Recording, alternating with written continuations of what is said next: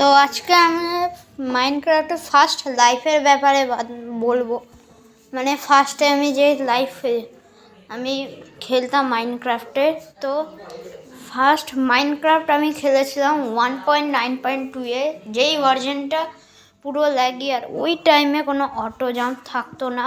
তারপর আমি খেললাম 1.14.2 ইয়েস, এই ভার্জনটায় আয়রন এক্সিস্ট করতো আর অটো জাম্প ফাস্ট এক্সিস্ট করতো।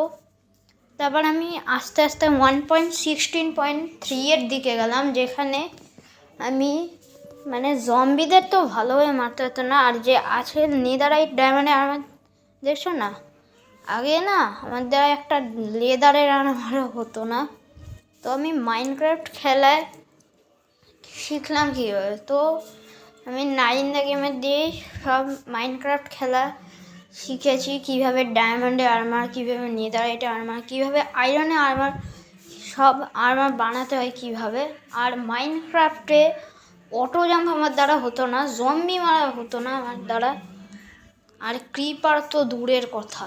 তো আমি এই যে ভার্জন 1.21 আমার বেস্ট ওয়ার্ল্ড নামে যেটা বানিয়েছি, সেটাই আমার জন্য বড় ওয়ার্ল্ড হতে চলেছে 9 গেমারে। তো আজকে ভিডিও এতটুকুই থাকলো।